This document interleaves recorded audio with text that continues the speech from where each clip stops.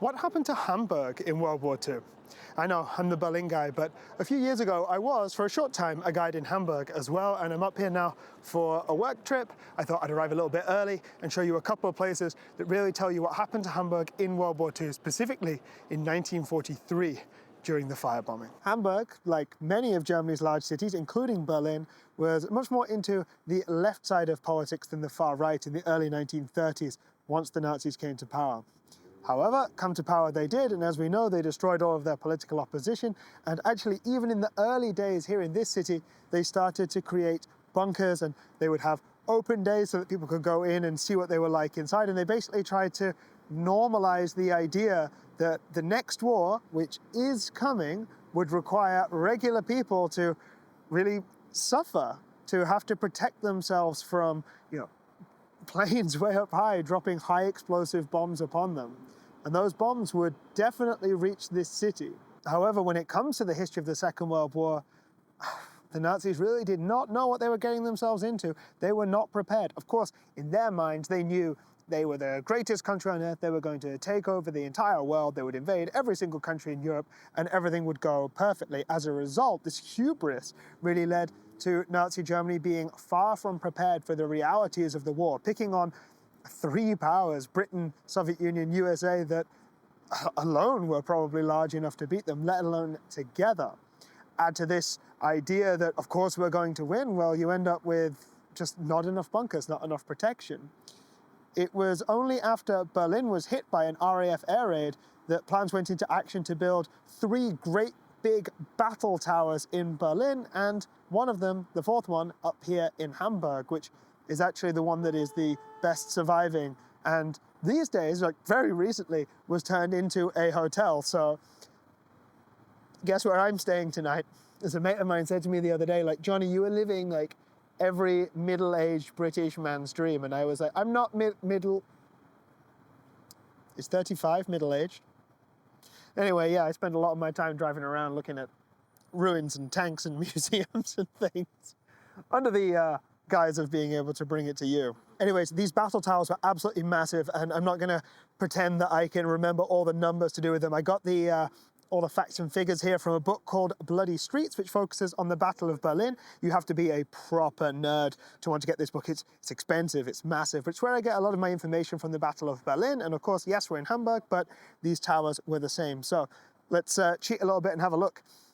Each of them were made up of a G tower and an L tower. L tower is kind of like, I believe, radar and kind of communications control and so on. The G tower is the big one, is the one that we think of when we think of these great big flat towers, these fortresses, really. So, numbers. They each have a 70.5 square meter base. They each weigh 100,000 tons. Nazi megastructure. They have 2.5 meter thick steel reinforced concrete walls. On the top, they have dual 128mm guns that can fire up to a range of 21 kilometers. They can fire 24 rounds per minute. And then below those guns, kind of on the intermediary level there were 37mm flak guns on the corners. Actually, mentioning flak, did you know it's an abbreviation? Flugabwehrkanone. So, plane defense cannon. So actually we get the word flak in English from a German abbreviation for anti-aircraft guns. There you go, pub quiz fact for you. And then next to those 37mm ones, there were two 20mm quad flak guns, so kind of either side of those. So we're talking really, really huge. Now, they're not just designed to shoot down planes, which is quite fortunate because they were really bad at shooting down planes. Turns out hitting a moving target very high up, moving very fast is difficult. What they were good at really was protection in multiple ways. Psychological protection. If you know that there's a great big flak tower like this, I mean, if you look at these things, you'll be like, oh yeah, that's going to protect you, that's going to protect the city. Of course, pilots were scared of these things as well. Just because they weren't shut down doesn't mean that they weren't scared, doesn't mean that they didn't change their flight path and drop bombs, say, further away from the city rather than in the city. Although, as we'll see in the case of Hamburg, actually, and Berlin, how effective were these things? I mean, you only have to Google, Hamburg 1945, Berlin 1945, to just see how destroyed these places were. Think of them as like little mini bases in and of themselves. Each one has its own communications lines, water supplies. They've got hospitals inside. In fact, often mothers and pregnant women were first to be offered protection. So there are people that were born inside of these flak towers. When we think of the Berlin ones in particular, they would serve as fortresses for the advancing Red Army, although Hamburg would surrender before the Brits had to invade the city. So we don't see a Battle of Hamburg in the same way we see a Battle of Berlin. But in some ways, what happened to Hamburg is much worse. We're talking Operation Gomorrah, summer of 1943, and the firebombing of this city. So of course, this means we're talking about the bombing of civilian populations. Now, this actually wasn't in the Allies' plans from the beginning of the war, before they were the Allies, I suppose. Germany had already tested out bombing civilian populations in the Spanish Civil War, aiding Franco, Guernica. That was the first time where the world had really seen what the Luftwaffe could do, and more to the point, what modern warfare was going to look like. And then Germany invades Poland, 1st of September 1939, and on that day, they bomb civilian populations. When Britain then declares war on Germany and starts to bomb in return, they do so in what they consider to be a morally superior manner. They decide that instead of hitting civilians, they're going to hit military targets or targets that, I guess, are important for Germany's ability to wage war. That might be infrastructure, might be factories as well. You can see why they made this decision. It's a relatively humane decision when it comes to bombing. The problem is they did not have the ability to do this. They could not hit the targets that they wanted to. The technology just didn't exist. By the time the war is really well underway, most British bombs are not hitting the targets that they are intended to at all. In fact, most bombs are landing nowhere near. And you have to think, each time the RAF launches an air raid, it's not just a great risk. The fact is that a lot of the crews will die, a lot of the machines will be destroyed. Britain is therefore bleeding resources and bleeding people. And so they make the decision in the summer of 1943 under the leadership of Arthur Bomber Harris to stop what they call targeted bombing and start area bombing. Can't hit a small target, then hit a big one. And the decision was made to destroy Hamburg. Hamburg is a port city. It's important for Germany for that reason. Not only that, but they also they make warships here. However, the idea behind these air raids was not to hit that key infrastructure as discussed.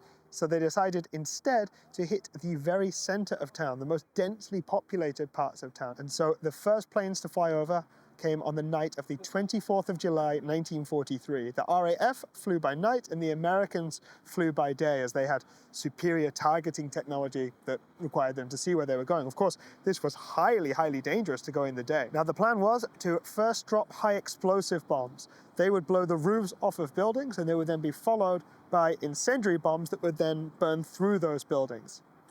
The Brits and Americans did this day and night, almost non-stop for 11 days.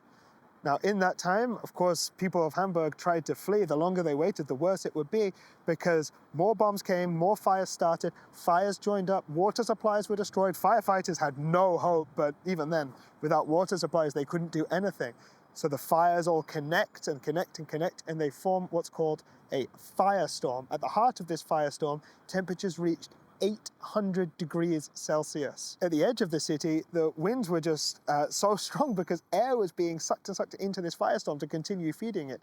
In fact, winds reaching 240 kilometers per hour were reported. I mean, just unimaginable. For those that were caught in the firestorm, of course, many people were simply burned to death. Let's not beat around the bush. But those that decided enough was enough and they tried to make a run for it, well, they would find themselves in an incredibly dire situation. Windows would be smashed and blown out. People, they were woken up in the middle of the night. They didn't necessarily have time to get their shoes. They would be walking across broken glass, or maybe their shoes were burned. Many of the victims of the firestorm were found with no feet at all, just burnt stumps where they used to be. Now, as for the exact number of people who were killed, you will read lots of different numbers, especially because the Nazis had an incentive to lie about this, to make it sound like it was worse than it really was, which is not to diminish the tragedy. Here, beneath the ruins of the Nikolai Cathedral, there's a museum where they say that 34,000 people were killed. I've often seen the number 40,000 people used. For me, the exact numbers aren't important. It's to understand the human tragedy of this, the cost of this. It's not just deaths as well that we have to focus on. They think that up to 900,000 people were made homeless, and this being Nazi Germany, those homeless people were given the homes of Jewish people instead of what were considered Volksgenossen, the right kind of people in Nazi speak, I suppose. Then when it came to clearing the rubble, that was the job of concentration camp victims as well. Highly dangerous jobs. I mean, buildings could collapse, bombs could explode. You also have to think of the trauma as well, of pulling dead bodies, the bodies of children, out of the ruins of these places. So they gave that job to the people who they hated. As for what it all looks like today, well, one of the cities in England that was worst hit by the Luftwaffe was Coventry. It was hit so bad that to be Coventry became a verb in Germany during World War II. Goebbels was so excited when they destroyed Coventry that he said that, the English are wailing, they're on their knees, they've got nothing left to do but give in. But, well, thankfully he was proved wrong. After the war, nails from Coventry, from the cathedral there that was destroyed, were turned into crosses. There's one in the Kaiser Wilhelm Gedächtniskirche in the western part of Berlin, and there's one here in the museum beneath what used to be the Nikolai as well. There's a memorial here for those who lost their lives in the flames, and there's also a memorial for the prisoners of the nearest concentration camp here, Neuengamme too. As for the flag tower, all this big thick concrete is hard to get rid of. A good few decades after the war, actually 1999, it was turned into a Denkmal, a memorial, so a listed building, we'd say, where I'm from. First time I came up to Hamburg, which was, I want to say 2014, I think. It was part of the inside of the structure was being used as a concert venue, but yeah, as I kind of mentioned before, in the last couple of years, a hotel was built and opened on top of it, a hard rock hotel. So yeah, I decided I wanted to check that out. By the way, I didn't get in touch with those guys at all because I wanted to be as honest as possible, and frankly, I wanted to talk about the war and death and all this kind of stuff. So I thought, I'm probably not a good fit for their brand. As of this recording, I haven't been inside, so coming up next, you'll see what I think of the place. I'm excited to go have a look. It's nearly check-in time. So what's the bunker hotel like? Well, I'm on what would have been the roof of the bunker, so you've got all of this concrete stuff over here, bunker, flat tower, flat bunker, whatever you want to call it, and then you've got all these kind of terrifying walkways in the sky kind of bolted to the side of the building. And I'm walking on now. If you're scared of heights, this is not your place. I'm all right. And yeah, I've already been and checked in and had a look at my room. Room's fine, perfectly functional. A weird lounge area, little mini balcony with a view out to the north, which is this side over here, if my internal compass is correct. And so that means, as I've just come up these stairs, that you can see behind me here, the hotel is built on top of the bunker. And perhaps for the best, it's not a particularly war-themed hotel. There aren't kind of scenes of Lancaster bombers destroying Berlin or something like that. Destroying Hamburg, rather. I told you I'm the Berlin guy. How many times have I mentioned Berlin in this video? So yeah, it's all kind of modern and green, and feels like the kind of thing that where I live would be covered in graffiti already. There's this fairground down here, and there's a really cool view out the other side here of the football ground as well, the St. Pauli football ground. So yeah, if you're a lad who likes World War II football and the great city of Hamburg, I absolutely love Hamburg. It's the only place other than Berlin in Germany I think I'd live. I kind of did live here for a little bit as well, so yeah. As hotels go, I guess, yeah, it's a hotel, it's a nice one. It's a little pricey for what it is, but I thought I'd, make this video so it's in there. So yeah, I reckon that's it for this one. I hope you've enjoyed a little look at something different, even though my history on YouTube isn't exactly that long. I've been a guide for so long, and I thought if I'm coming up to Hamburg, I may as well make something. So yeah, here we go. Look at that view. All right, see you next time.